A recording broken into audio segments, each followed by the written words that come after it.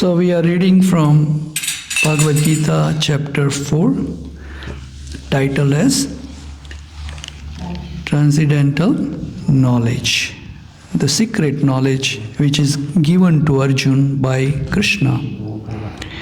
And the reason he spoke to Arjuna, first of all, this knowledge is a very authentic knowledge, came directly from Krishna, because Krishna says in this chapter that I told this knowledge to sun god Vivaswan many years ago, millions of years ago, and because the link has been broken now, so I'm retelling the same knowledge to you because you are my bhakta or the devotee, and because you are my friend. You know, these are the only two reasons, two qualities you have to have in order for us to receive the knowledge directly from Krishna. One is you have to be devotee of Krishna, and second, you have to be a friend of Krishna. That's what Krishna says. The reason I'm telling you this confidential knowledge is because, so this process what we are doing here, hearing and chanting, is the process by which you can become a friend and you can become a devotee. Then you can reciprocate with Krishna. Krishna reciprocate with you, because Krishna himself is right here. You may see this as a stone.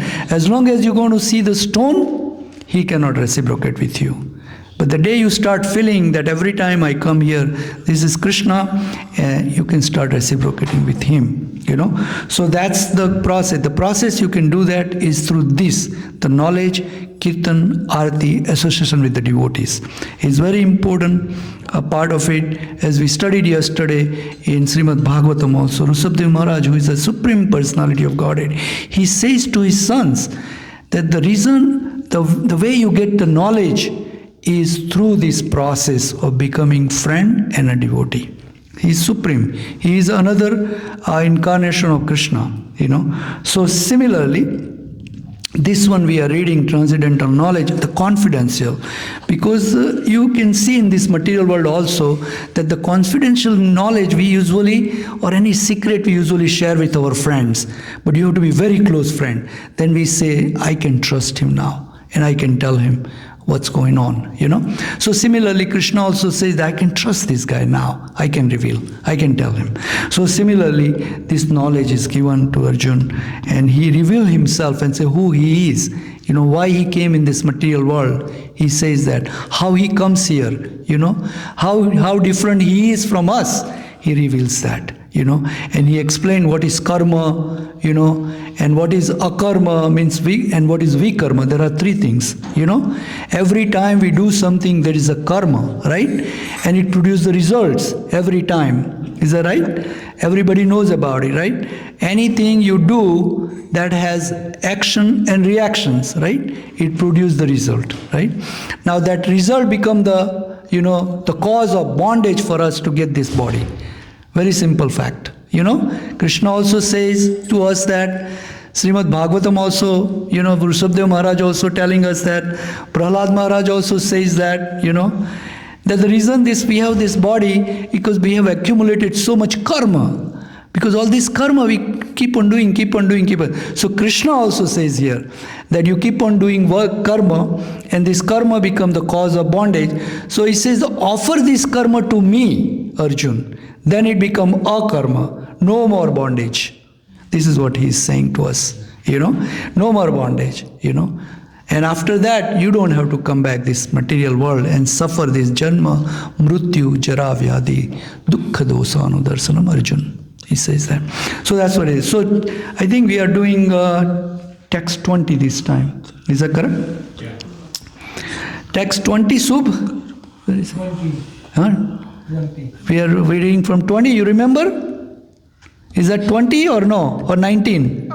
It's 20. 20, okay. Alright, so let's read. Om Namo Bhagavate Vasudevaya. Om Namo Bhagavate Vasudevaya. Om Namo Bhagavate Vasudevaya. Tvaktva karma phalam sangam नित्यतृप्तो निराशयः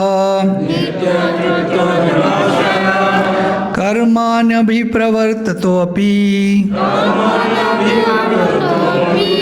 नैव किञ्चित् करोति सः त्वक्ता कर्मफलसङ्गम् नित्यतृप्तो निराशयः कर्माणि अभिप्रवर्तोऽपि नैव किञ्चित् करोति सः. One more time. त्वक्त्वा कर्मफलसङ्गम् नित्यतृप्तो निरामयः कर्माणि अभिप्रवर्तोऽपि नैव किञ्चित् करोति सः. Okay, so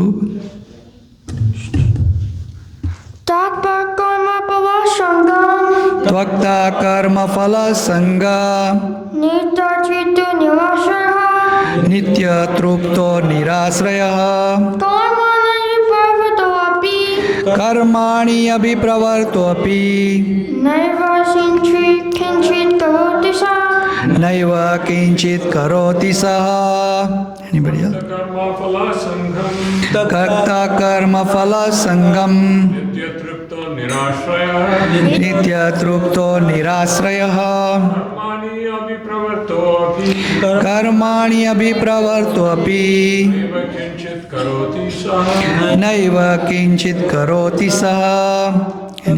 कर्मफलसङ्गम् त्यक्त्वा कर्मफलसङ्गम् तृप्तो निराश्रयः नित्यतृप्तो निराशयः कर्माण्यभिप्रवर्तोऽपि नैव किञ्चित् करोति सः. Anybody else? त्वक्त्वा कर्मफलसङ्गम् नित्यतृप्तो निराशयः कर्माणि अभिप्रवर्तोऽपि नैव किञ्चित् करोति सः. त्यक्त्वा कर्मफलसङ्गम् नित्यतृप्तो निराश्रयः कर्माणि अभिप्रवर्तोऽसि नैव किञ्चित् करोति सः. त्यक्त्वा having given up karma phala asangam attachment for fruitive results nitya always truptaha being satisfied nirasrayah without any center karmani inactivity abhipravartah being fully engaged api in spite of na does not eva certainly kinchit anything karoti do sa he. Translation by Srila Prabhupada ki abandon all attachments to the result of his activities, ever satisfied and independent, he performs no fruitive action, although engaged in all kind of undertakings. Purport by Srila Prabhupada. This freedom from the bondage of action is possible only in Krishna consciousness when one is doing everything for Krishna.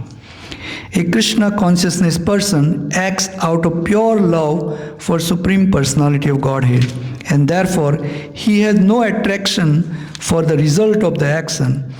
He is not even attached to his personal maintenance, for everything is left to Krishna. Nor is he anxious to secure things, nor to protect things already in his possession. He does his duty to his best ability and leaves everything to Krishna. Such an unattached person is always free from the resultant reactions of good and bad. It is as though he were not doing anything. This is the sign of akarma, or actions without fruitive reactions. Any other action, therefore, devoid of Krishna consciousness, is binding upon the worker, and that is the real aspect of vikarma, as explained in here, therefore.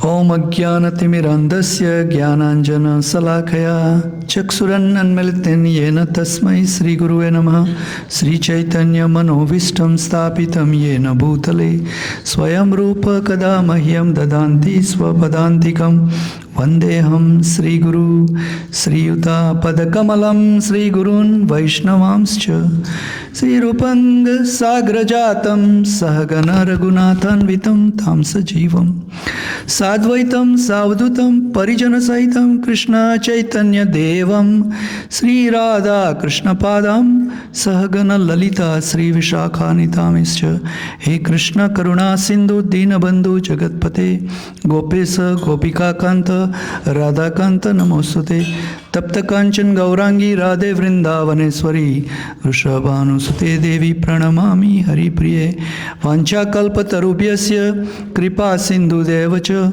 Patitanam Pavanebhyo Vaishnavebhyo Namo Namaha Namo Mahavadanyaya Krishna Prema Pradayate Krishnaya Krishna Chaitanya Gauratvisya Namaha Jai Sri Krishna Chaitanya Prabhu Nityananda Sri Advaita Gadadara Srivasadi Gaura Bhakta Vrinda. Everybody, Hare Krishna, Krishna Krishna, Hare Hare, Hare Rama, Rama Rama, Hare Hare. So text number 20, verse 20 of chapter 4, it says that Tvakta karma phalam sangam nitya trupto nirasayah karmanya abhivrutto api naivam kinchit karoti sa. And then Prabhupada translate, as Krishna speaks, it says, abandoning all attachment to the result of his activity, ever satisfied and independent, he performs no fruitive action, although engaged in all kind of undertakings. So, it's a very, very difficult task, to not to expect the results of the work you do. It is very, very challenging for us that every time we do any actions, anything, we are doing to gain something. That's very simple. That I do this because I get this. Some of the work we do, we automatically do, right? So many activities of our body, we do it, which is automatic. Like we don't desire for it, but we involuntarily does it, So, but you still have a result for that, whatever the activity is, because we are a very active little spiritual spark, right? And the spark is so active that it keep on moving us, right? It's sending us here, it making you think like this, So the actions are going all the time. And those actions become the bondage. That creates another body for us, guaranteed. Rushabdev Maharaj says that to us in Srimad Bhagavatam, that the reason you got this body is because you keep on, creating this bondage of the work and you're not thinking about it, right? Do we ever think that what is the purpose of me coming here in this material world? Have anybody thought about, let me think quietly, nobody says, why I'm here? Did anybody ever explain to you why you are here in this world? Why you are? You just automatically came? There are some theories like that you just come here automatically and then you vanish and that's it. There is called atheistic theory, that there is no reason. Everything has a reason, we know that, right? Every single thing in this material world has a reason, So, this creation also has a reason, Because in Bible also it says, right? Let there be what is it called? Let there be a creation. Let there be something that is like that creation, let there be that. Similarly, in our Vedic scripture also, Krishna desired it for us to have this material world. Why? Because we wanted to come here. With the force of our desire, this material world is created. This is the creation. If you read in Srimad Bhagavatam, first canto, it's called creation, sarga. That show you completely how this material world has been created, how it has come. There is a Karnodakshai Vishnu who with his eyes, he throws the light on this matter, and then whole creation comes into existence. This is what is given. We just have to read and know. So we keep on doing all this work, but Krishna is telling us that that you do the work. You have a right to do the work. He say, "Karmanye va adhikaraste." You have a right to do the work, right to act. Ma phalesu kadachanto. But don't expect the results. Because somebody else is giving you the result. Somebody else is already designed to give you the result. That's why we are happy and unhappy, right? Because we keep on working very, very hard, and the results are not going our ways. And we said, I don't think why this is happening to me. I work so hard for this, and I have done so much work into this, Then we question our ability sometime, right? Oh, maybe there is somebody better than me, that's why it's meant. No, it is all design, and there is a designer before it, before you think that who is going to get it, It says there, the world has been designed, everything else is there, and Krishna tells us here. Krishna says, abandoning all attachment to the result of your activities. And independent, he performed no fruitive action. So those people, there are some devotees who has completely rely on Krishna. That's why Prabhupada brought this movement, how we can get this technique, that how we can do everything for Krishna. Every activity we do, we can attach to Krishna. And then it's not bound to you. And then you are liberated. You don't have to come back in this material world anymore. And so the freedom from the bondage of action is possible only in Krishna consciousness when one is doing everything for Krishna. Everything for Krishna does not mean you have to leave your family and you have to leave your job and just come to the temple. No. You have to live your life with a regulative principle, Vedic life we call it, or a spiritual life we call it. At home you do everything you can do, how you can, attach all your activity to Krishna, you see. And you get up early in the morning, you remember Krishna, right? Like we devotees, we chant Hare Krishna Mahamantra, in the morning, right? And then after that you go to work, you can say, Krishna, I'm going to work, but whatever the fruits I bring, I'll be offering to you.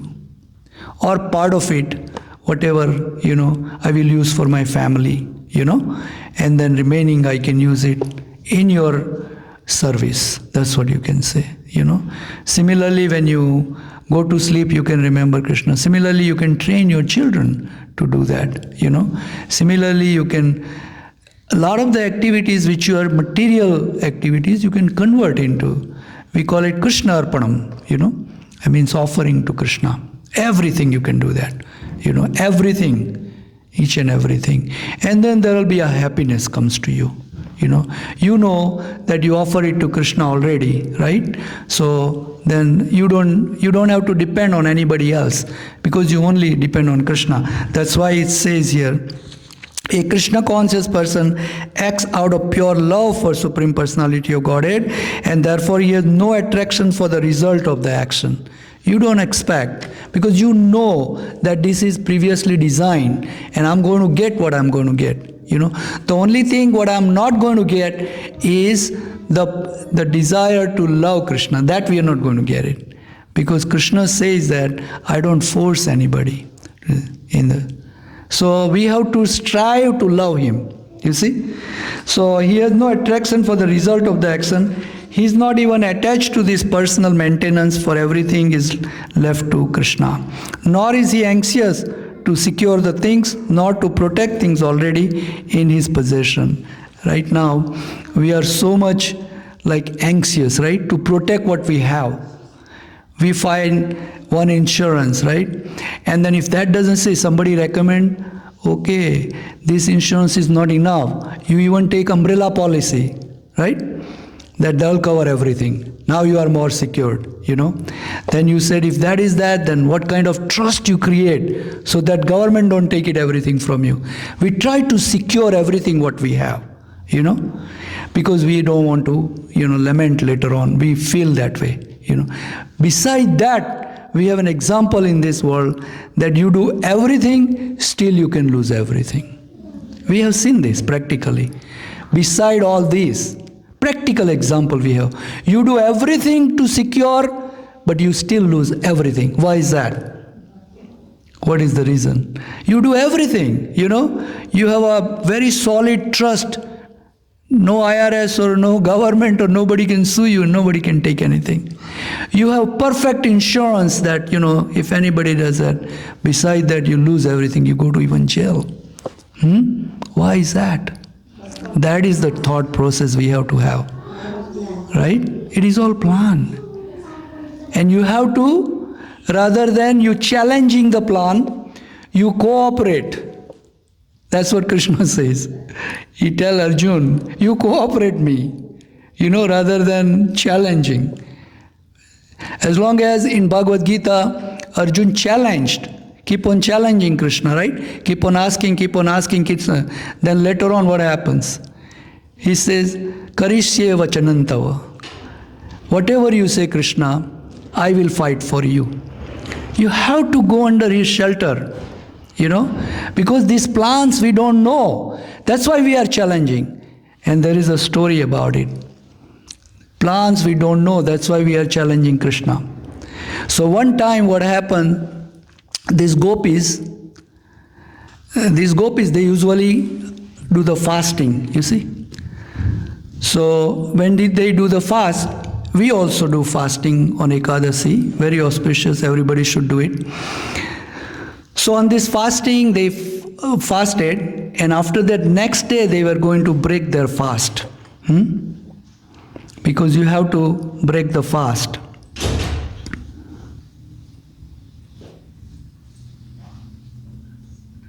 So they asked Krishna, what shall we do to break the fast? You know, that way we don't get incurred with the sins, you know, next day. So Krishna recommended that you offer the food to one of the ascetic named Durvasa. Durvasa Muni, have you heard of it? Durvasa? Very, very powerful Muni. Yeah. Says that he is living on the bank of Yamuna on the other side. You guys go and offer the food to him, and then you will be able to break your fast. But that day, there was so much, you know, torment of rains in Yamuna, and Yamuna was very, very wild, so you cannot cross it. You see, very, very difficult to cross Yamuna that day, to go on the other side of Yamuna, the river. So they ask again to Krishna that how can we do that? It's so much raining and, you know, so much torment, rains coming and so much of a thing going on. And they went on to the bank of Yamuna and asked those rivermen, you know, the boatmen, that can you take us to the next, you know, other side? The river boatman says, no, it's very risky, you know, to go. So they come back and they ask Krishna what's it. So Krishna suggested this. Krishna says, why don't you go in front of Yamuna and you tell Yamuna Rani that Krishna is Ajivan Brahmachari, that he is the celibate for his whole life. You say that like that. Pray and say, Krishna is the Ajivan Brahmachari, means the whole life celibate. That's what you have to say to Yamuna.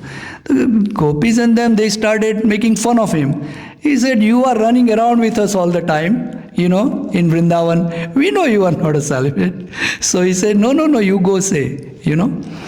So when they went and say that to Yamuna, the river made the road for gopis to walk through with the garlands on both sides, So they were very, very surprised. And anyway, they didn't say anything, and they went on that side, and they offered the food to Durvasa Muni, the ascetic.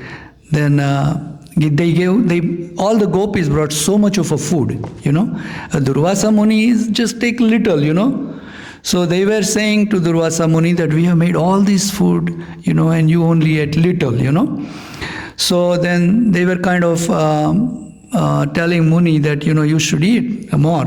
Then he said, okay, because you are saying, Durvasa Muni usually don't eat very much because he's a very, very powerful tapasvi, and he's a Muni, Muni is the one who agitate their mind and go in and see what's going on everywhere. Those are very, very big philosophers and very powerful. So he said, okay, if you are saying, so he took all the food and he ate, Normally he doesn't eat, So gopis were satisfied, and then they have to go back now. And the river is same way, again. So they asked Durvasa Muni that how is we cross the river? So Durvasa Muni again said that why don't you go in front of Yamuna and say Durvasa Muni didn't eat any food. You have to say that. So, or he has said that just tell the Yamuna that I just ate little food, but he ate everything, right? So the gopis were questioning Durvasa. They say, you just trust me and go and tell Yamuna river that I only eat just a little food, And then they went over there and they prayed to Yamuna that Durvasa Muni just ate a little food, So when he said that, the Yamuna river again make the road just like they were previous. So now they are very, very surprised.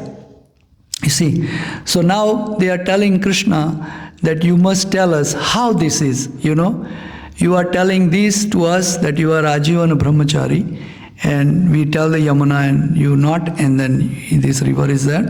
And then you are Durvasa Muni saying that I just ate a little food and he ate the whole thing. And so at that time, Krishna explained to the gopis that there are so many things behind the scene which you don't see, but it is already planned. It is already there. We can do so many things behind the scene which you cannot see with your physical eyes, and you cannot realize it, but that is happening. That's where it is. That there are so many things which are happening to us, because of our karma, because of our sinful activities. You see, normally we feel like, what is a sinful activity? We just drink one glass of wine. What's the sinful activity about it, right? It's just, the grapes and juice and something like that. We feel that way, right? And in a normal person, he says, your friend also is telling you, what is the big deal about it, And you are only doing once in a while, socially we call it, right? So what's the big deal? But our scriptures are saying, don't do it, right? So what is the sinful activity? Sinful activity prohibited by our scriptures and our acharyas. That is what it is. Because you don't know what is good or bad. You keep on doing it because somebody say you do it, right? And then you, with your consciousness, you make a decision. Is it good or is it bad? What do you think? Then you ask your friend sometime, and then sometime you ask your wife, and your wife tell you, what is bad about it? Go ahead and do it. We need the money anyway, right? So these are the things goes on. So we said, okay, it must be good. My wife is saying that. I have spent 50 years with her. Why shouldn't I listen to her, right?